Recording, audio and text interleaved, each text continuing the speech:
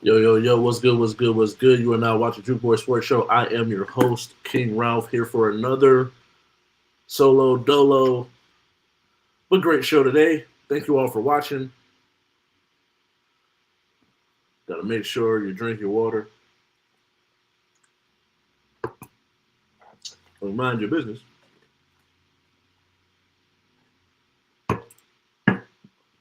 But like we always do, if you're looking for a clean, no crash, generous energy drink, use that promo code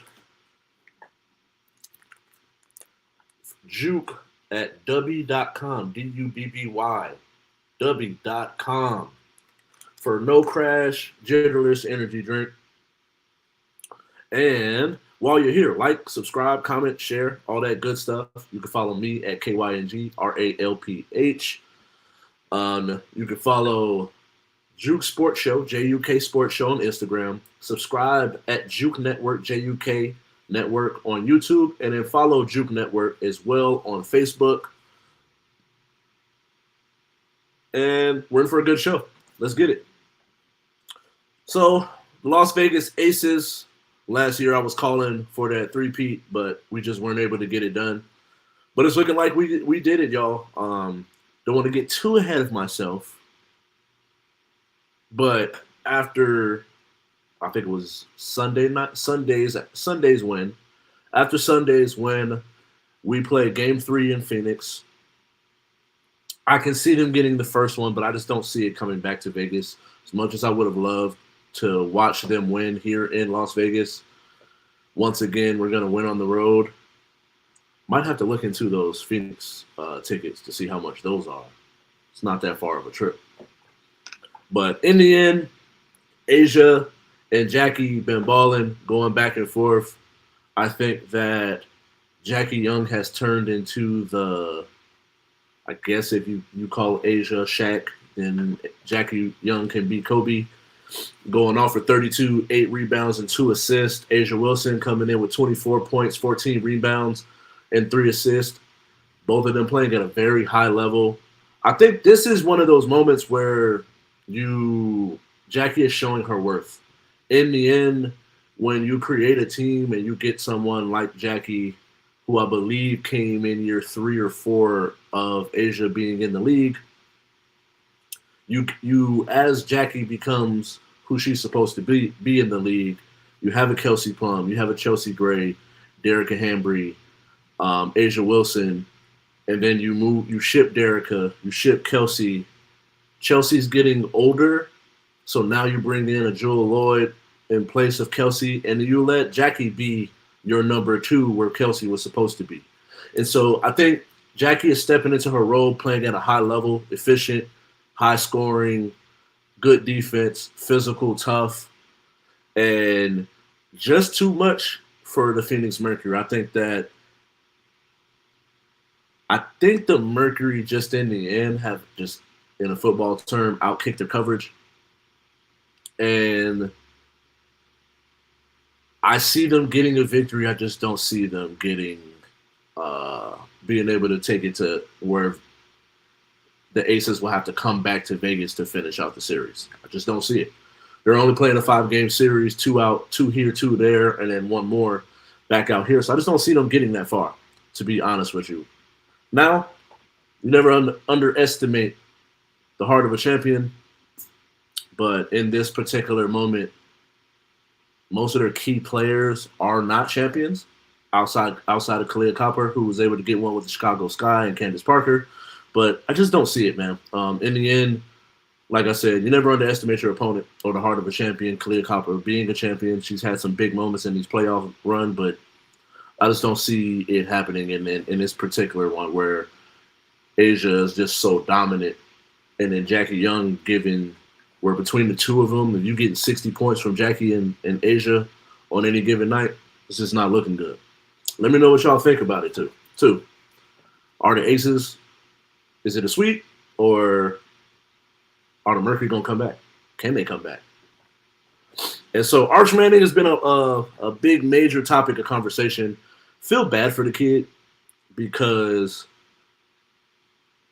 you got Archie Manning, which is granddad, Then here comes Peyton, and then here comes Eli. And then the other brother, who is a wide receiver, has his injury. This is now his son, Arch. Arch has all this hype. And then he goes to Texas, waits his turn, finally gets an opportunity to play. And it's just not working out. It's not playing. It's not going well. In the end, I do think that, to answer the question, can Arch Manning turn it around? I think he can. Now, the odds are stacked against him, but I do think when it comes to one of the things that would have better prepared him for this moment is to being able to play better talent when he was in high school. Now, can't change that once you already get to college, but now you're here. And so he's had moments where he's shown that he can ball against the SEC talent. But I think that where we thought he would be versus where he actually is, he's going to take some ride. It's going to take a little bit of a ride and some grind, a little grit and grind just to get there. Last year, in playing a game where Quinn Ewers was hurt, he got to play 26 of 31, 325 yards, 2 tubs against the Mississippi State. Now, Mississippi State was not the cream of the crop of the SEC, but they were an SEC opponent, and he balled out. This year, he doesn't have quite the talent, and last year he had a Matthew Golden, Isaiah Bond, and Jaden Blue, all 3 of which were drafted wide receivers. Now, going into it, how many wide receivers will he have get drafted that he's actually throwing the ball to? That'll be seen. I'm not that in tune with things where this earlier in the season I can tell you where someone could be slotted, although, like, unless they're just a bona fide superstar, like Jeremiah Smith, Williams from Alabama, like, those are people that I could say, hey, off rip, they finna be the next thing smoking. But not 100% sure. And so with him being able to have some games that he can cut his teeth, they're about to play the Oklahoma Sooners in the next game. They're coming off of a loss against Florida. He still had a decent game, but not this type of game that I just described against a Mississippi State. So I'm not necessarily sure. Can he do it? I believe he can. It's just, does he have the right mindset, and then the people around him have the patience to develop him? Because I believe Steve Sarkisian can develop him. I think he has the talent to be developed. It's just the willingness to stick it out. A lot of kids is looking for transfer portal, going into the league too early, where I feel like he has the circle and the support group around him to make him stick it out, where Pops and Grandpops was like, yeah, no NIL money off our name. You got to get it out the mud. Then it's like, he's going to play for 4 years. No, we're not hitting no transfer portal. This is where you decide to go. You're going to stick it out. So I do think that he has the support system to be able to stick it out. It's just whether or not it'll come to fruition for him. And so next up, the Ravens get waxed, albeit no Hamilton, no Hump, no Matabuke, no Roquan, no Lamar. And so they get waxed by like 30. And the question is, should Zach Orr go? And Harbaugh has come out and said he's here to stay. He's going to stick with him. But we're getting to those grounds, man, where it's like we're 4 games in, 5 games in. And it's just, should we stick with it? Should we make a change? And I think that given some of the injuries, now we're going to give him some grace. There are some times where he's a little too blitz happy and those coverages get mixed up, and then now we got open spots. And so today they signed a C.J. Gardner-Johnson to come in and give him some help in that secondary. And I do think in the end that they'll be able to turn it around. They've shown to be able to do so no matter how bad a season is going, that they'll be able to flip that switch and turn it on. The good part is right now there's no world beaters in that division. And so given the talent that they have, as long as you got 8 on your side, what are you really going to be? You're never really going to be in last in that division. I just don't see it happening. You got Derrick Henry, you got Zay, Isaiah likely should come back soon. Mark Andrews, D Hop, Rashad Bateman. I just don't see them in the end giving this lackluster of a performance. I think in the end it will pay dividends to be able to keep this defensive coordinator. As much as I called for his job a few weeks ago, and if things keep going this bad, you do got to give some kind of look. But right now he is dealing with 4 major injuries, and 5. Van Noy finally came back and got a sack, but he was hurt a couple weeks ago. And so missing 4-5 starters, you just traded away Owe to the Chargers. So seeing being able, if you could get some new life from some, like a Mike Green on the edge, can he come in and be what I thought he could be? Although he is a rookie. So it's neither here nor there. And so these Raiders, man, the Raiders is trash. It's been stressful. I still got my Raiders cup, though. Because, hey, ladies, this is how you know if your man is loyal. If he's still claiming the Raiders after all this time, hey, you have a loyal man there. He can work through any issue. But what would I change? First off, Geno Smith got to sit for a game. I don't care what happens to start the game. I don't care if he finishes the game, but he got to sit because at the end of the day, you cannot turn the football over the way that he just turned the ball over, dog. Like, let's look up Geno Smith turnovers or just interceptions.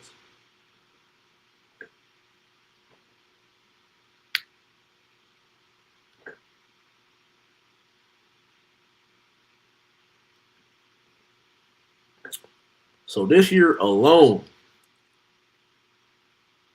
we're looking at 9 interceptions, 6 touchdowns, 9 interceptions. Like, what the fuck is that? And how are we supposed to be able to compete and play and play in these close games and being able to get victories? Ashton Genty's finally low-key hitting his stride since changing back to his patented running stance. But over the last 2 games, he's had some decent showings. Previous game, he finally broke the century mark, going for, where was that at? There it is. 21 carries, 138. Follows that up with a 14 carries, 67 yards, which doesn't sound like much, but when you're going from 2 yards a carry, 3.9 yards a carry, 3.7 yards a carry, and you splash to a 6.6, it's good to have you somewhere in that 4 to 5 range where he's at 4.8 yards a carry. And me and a homie were just talking about it earlier. It's like the game of football is not always about the big play. Like being able to buckle down and just move the chains where you start off on 1st and 10, you hand the ball off, he goes for 4 yards. So now you're looking at a 2nd and 6. The point is to get 10 yards every 4 downs. So now when you get to 2nd and 6, now you hand the ball off again. He can go off for another 4 to 5 yards. So where now you're looking at a 3rd and 2, a 3rd and 1.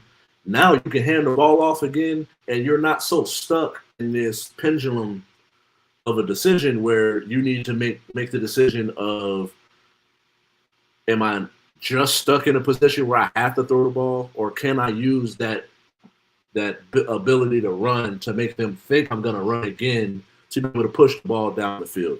And those are the things of, like, if you're so one-dimensional, you're never going to be able to to win big games because that's that element of surprise. Is really football is one of it's the most physical chess match that you can think of outside of maybe like a boxing or mixed martial arts of some sort. But what would I change in the end? I think the offensive line coach got to go. And Pete Carroll, we need to have a conversation. You need to step to the front because why is Jackson Powers like, why was he coming in as this coveted center and then you move him to guard and the person that's at center is not better than him at center? So, like, why don't you just leave him where he's supposed to be? We drafted him to be an all-pro center, and he had the talent and was showing the prowess to be able to do so. You move him, and then now the offensive line just looks like shit. And I believe the offensive line coach is his son. I know we don't want to do that. We want to fire our children. But we might need to bring someone in who knows what the hell they're doing. And he let your son learn from him until he eventually be able to take that spot. But for me, I would let offensive line coach go, bench Geno, bring in Kenny Pickett, just to give able to let him know, like, hey, bro, we're not turning over the football like that. I don't care how much bread we gave you. You get paid the big bucks. Sit your big bucks having ass down on that bench. And bringing in some offensive line coach, at least someone to advise or counsel or help show what needs to be done at that coaching position. And so the Bengals trade Joe Flacco, or trade for Joe Flacco. They give up a 5th round for Joe Flacco in the 6th round. And all of this just kind of leads to questions. Like, these are decisions that end up answering the whys of certain questions that we have. Like, why are the Browns always so bad? Why are they such a dysfunctional organization? When you really start to think about it, going into this offseason or going into this training camp, they had 4 quarterbacks, not including Deshaun Watson, where you got Joe Flacco, an old-ass Joe Flacco, Kenny Pickett, Dylan Gabriel, and Shador. Shador's at 4, Dylan Gabriel's at 3, Pickett's the backup, Joe Flacco's the starter. You don't need Joe Flacco for a lot of those reps to really be able to see what you got. Then you got Kenny Pickett. You trade him off rip because he ended up getting injured.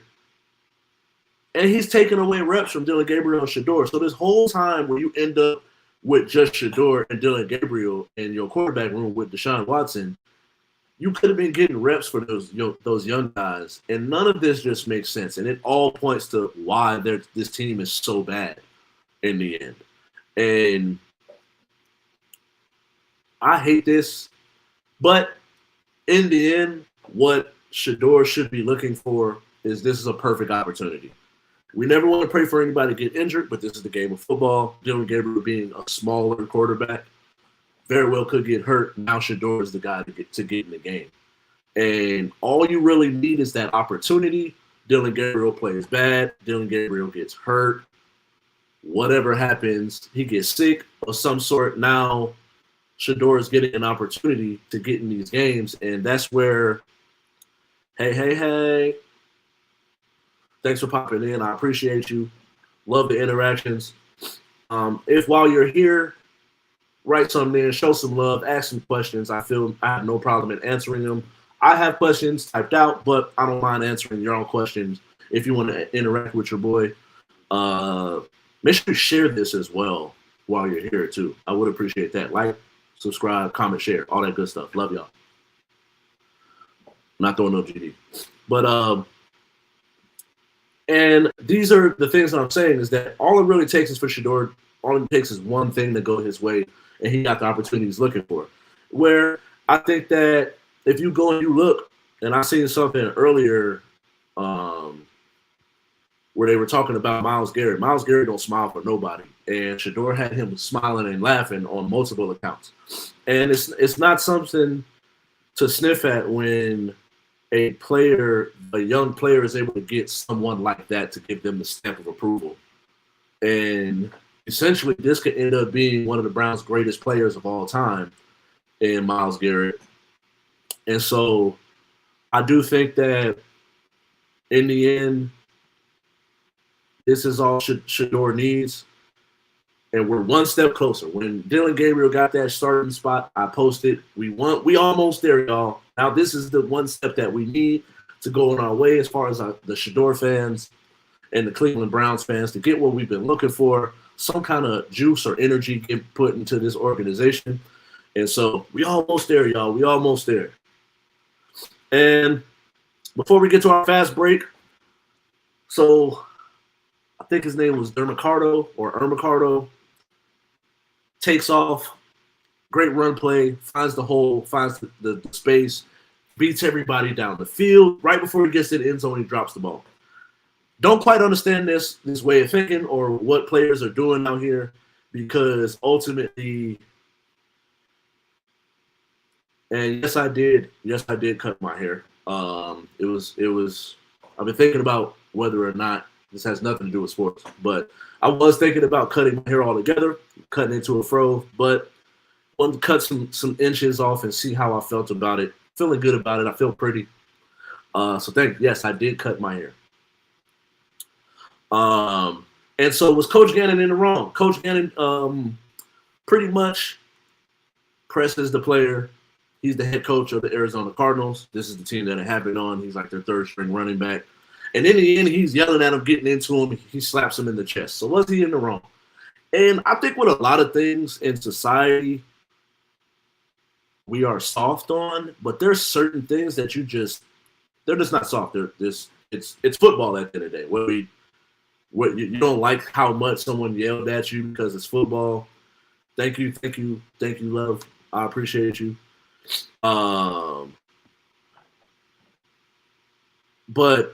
it's football at the end of the day. You don't like somebody yelling at you, don't play football. You don't play sports at the end of the day. If you can't handle your child being yelled at by a coach, or if you can't handle as a person being yelled at by your coach, don't play football or don't play sports in general, because someone's going to have to check you in order to get things right. Why are we dropping the ball?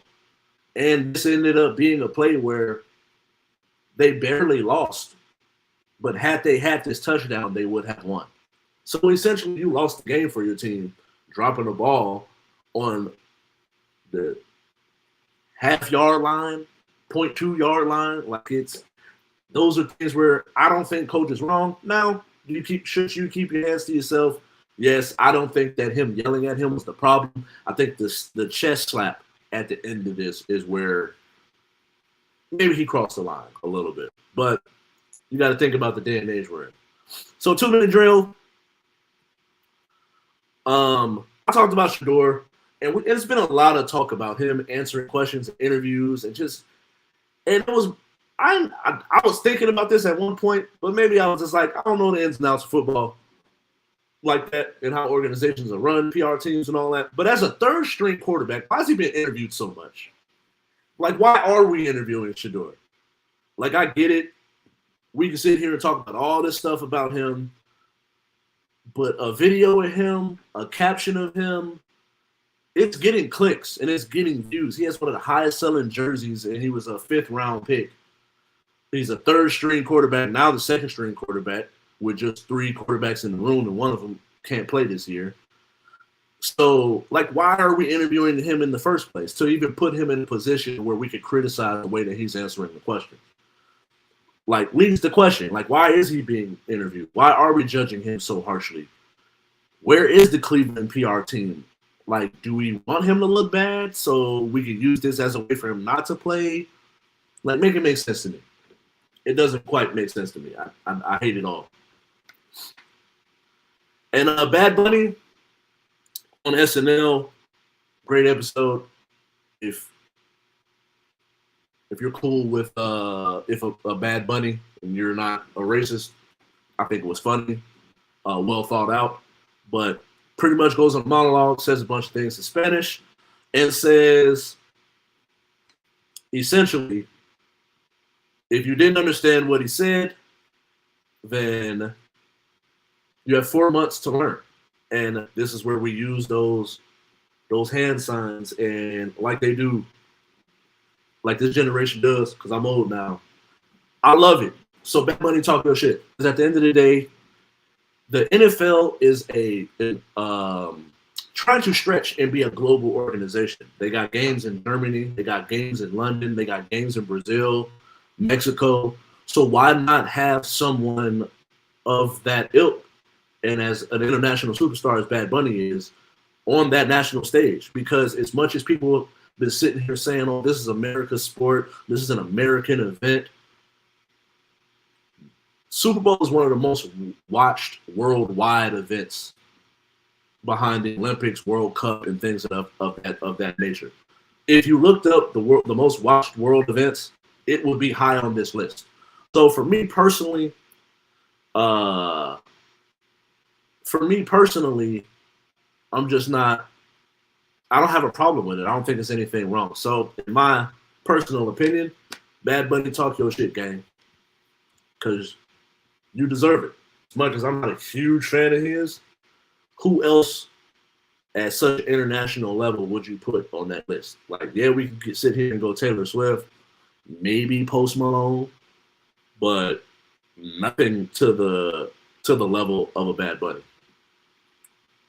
And so, man, this one's sad because as much as like I've dealt with depression, I've even thought about the thought process even in my life was something that came across. So I felt with this story, but like being his age in which everything that happened, yes, he had his issue with the gun situation, but what it essentially cost Kyrie Lacey everything that led to his eventual demise was off of lies.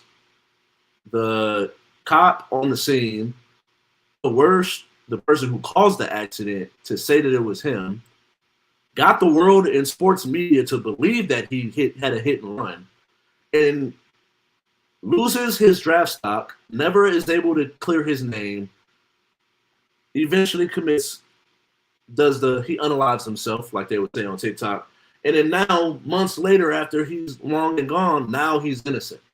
And now we all owe this kid, and that young man's family an apology, because we crucified him in the media. Talked about his celebrations and how immature they were. We talked about, like, we just pretty much dragged him through the mud and made it seem like we knew who this person is. And the whole time, this situation was BS. Like, the cop should be fired, should never be able to work as a cop again, but we all know how that's going to go. And the person that was able to corroborate everything and be able to put this kid in a position to where he lost his draft stock and was not able to get drafted. What up, gang? What up, gang? Thanks for pulling up. Is complete BS, man. And I hate to see it happen. As a black man in my mid-30s, I hate to see young black men put themselves in positions, but it's like all he really did was put himself in a position to be able to succeed, and people just wanted to see him fall. And for whatever reason, you could say that the cop was racist, you could say that the cop was jealous of the opportunity that the kid was going to get. And I hate to see it, man. But one last thing, and just a little quick question. So because of the Clippers are being investigated right now, there's been some unsavory things that the Clippers had done under the table as far as getting Kawhi Leonard on the roster, still being able to keep a lot of salary cap space low, but still get his bread. Now we're going to find out whether or not that is true or not. But even with that, why would you need, like, this where not I think that sports media be bored or that the NBA be bored. Because why through all of that would you make a statement to say, oh yeah, we're not changing the date or the location? Duh, you already put so much money into this. This is the reason why they announced these things a couple years ahead of time, that you're not just out of nowhere finna just up and just change it unless you just absolutely have to. And I don't think that an investigation is one of those reasons why you would need to do so. So, like, why even have this conversation? Anyway, none of it makes sense to me. But like I said at the beginning of the show, make sure you go like, subscribe, comment, share, all that good stuff. Follow on Instagram, JUK Sports Show, JUK Sports Show. Make sure you subscribe on YouTube, JUK Network, JUK Network. Follow JUK Network on Facebook as well. Once we get to 100 subscribers over there, I'll be able to go live straight on that Facebook page. So I'll be able to go live on Twitch, Instagram, Twitch, Facebook, and YouTube. And one thing I might end up doing is, because I just got a notification where if you follow me at KYNGRALPH, I will be going live on TikTok as well, coming up soon. And new episode of Two Goobs podcast with me and my brother coming live on Thursday. I will be posting it tomorrow night, working on some editing when we get done here, and got some big things coming. I appreciate y'all for watching. Thanks for pulling up. Hey, share this everywhere while you're here too. I love y'all. I'm out of here. Love, peace, and chicken grease.